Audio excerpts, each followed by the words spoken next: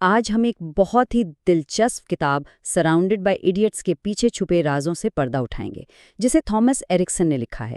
یہ کتاب ایک بڑے سیدھے سادھے لیکن گہرے سوال کا جواب دیتی ہے کہ بھئی آخر کچھ لوگوں کے ساتھ بات چیت کرنا اتنا آسان کیوں ہوتا ہے جبکہ دوسروں کو سمجھنا ایک مشکل کام لگتا ہے۔ چلیں اس کی گہرائی میں اترتے ہیں۔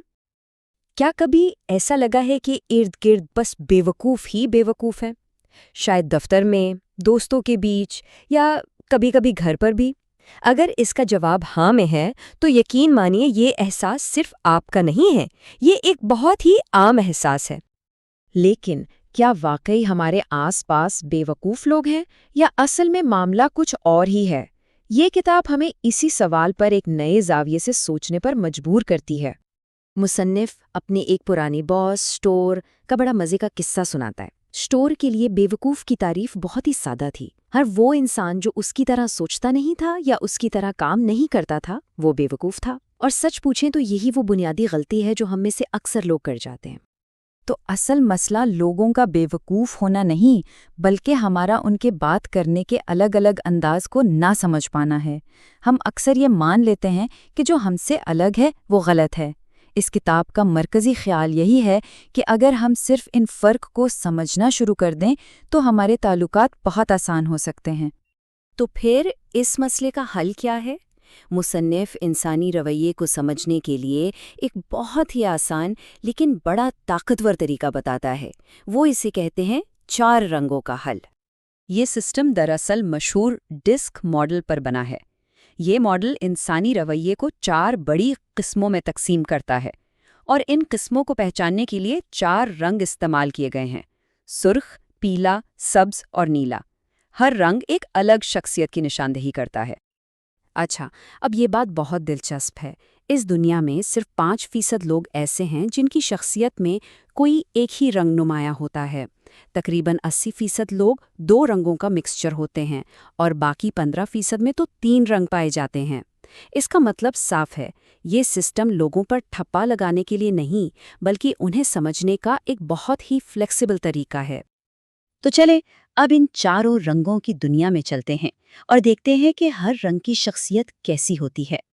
یہاں اسکرین پر ان 4 رنگوں کی خاص باتوں کا ایک خلاصہ ہے۔ جیسے کہ آپ دیکھ سکتے ہیں، لال رنگ والے پرعزم اور لیڈر قسم کے ہوتے ہیں، پیلے لوگ جوشیلے اور باتونی، سبز لوگ مستحکم اور قابل بھروسہ، اور نیلے رنگ والے محتاط اور ہر چیز کا تجزیہ کرنے والے ہوتے ہیں۔ چلیں اب ایک ایک کر کے ان سب کو تھوڑا تفصیل سے سمجھتے ہیں۔ سب سے پہلے ہیں سرخ لوگ۔ یہ پیدائشی لیڈر ہوتے ہیں، بڑے پرعزم، فوراً فیصلہ کرنے والے اور ہمیشہ نتیجے پر نظر رکھتے ہیں۔ انہیں چیلنجز بہت پسند ہیں اور وقت ضائع کرنے سے سخت نفرت۔ یہ سیدھی اور ٹو دا پوائنٹ بات کرتے ہیں۔ پھر آتے ہیں پیلے رنگ والے۔ یہ لوگ کسی بھی محفل کی جان ہوتے ہیں، انتہائی پازیٹیو، گھلنے ملنے والے اور بہت کریٹیو۔ یہ اپنی باتوں سے دوسروں میں جوش بھر دیتے ہیں۔ ہاں، یہ الگ بات ہے کہ اکثر چھوٹی موٹی تفصیلات پر ان کی نظر نہیں جاتی۔ سبز رنگ کی شخصیات دنیا میں سب سے زیادہ پائی جاتی ہیں۔ یہ لوگ بہت قابل اعتماد، خوش اخلاق اور بہترین سننے والے ہوتے ہیں۔ یہ کسی بھی ٹیم کا اہم حصہ ہوتے ہیں، بس انہیں اچانک آنے والی تبدیلیاں کچھ خاص پسند نہیں آتی۔ یہ سکون اور استحکام چاہتے ہیں۔ اور آخر میں ہیں نیلے رنگ والے۔ یہ لوگ بہت محتاط، منطقی اور جسے کہتے ہیں نا پرفیکشنسٹ ویسے ہوتے ہیں۔ ان کے لیے کوالٹی سب سے بڑھ کر ہے۔ کوئی بھی فیصلہ کرنے سے پہلے انہیں تمام حقائق اور ساری تفصیلات چاہیے۔ یہ ہر قدم پھونک پھونک کر رکھتے ہیں۔ اور یہ سلائیڈ ایک بہت اہم بات بتاتی ہے۔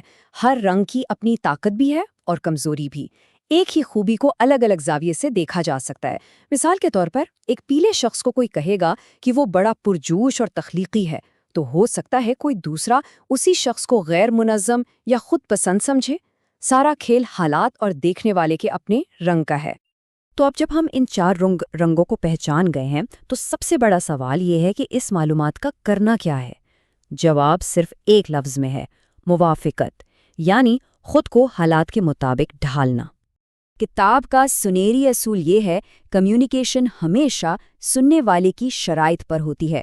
اس کا مطلب یہ نہیں کہ آپ کیا ہیں، بلکہ یہ ہے کہ جس سے آپ بات کر رہے ہیں وہ کیسا ہے۔ ایک اچھی بات چیت کے لیے ہمیں اپنے انداز کو دوسرے شخص کے مطابق ڈھالنا پڑتا ہے۔ مثال کے طور پر اگر آپ کسی سرخ شخصیت سے بات کر رہے ہیں تو بالکل سیدھی اور مختصر بات کریں، صرف کام کی بات کریں، ادھر ادھر کی باتوں میں ان کا وقت بالکل ضائع نہ کریں۔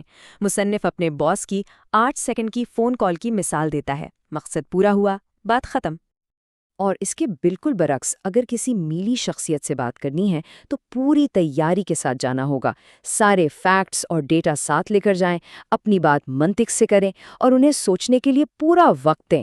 ان سے فوری فیصلے کی امید بالکل نہ رکھیں، بالکل اس سی ای او کی طرح جو بار بار مزید معلومات مانگتا رہا جب تک اسے پوری تسلی نہیں ہو گئی۔ اس علم کو سمجھنا اور اسے اپنی زندگی میں اپنانا یہ بالکل ایک نئی سپر پاور حاصل کرنے جیسا ہے۔ اب یہاں ایک سوال اٹھ سکتا ہے کہ کیا اپنا انداز بدلنا ایک طرح کی منافقت ہے؟ کتاب کہتی ہے نہیں، بالکل نہیں۔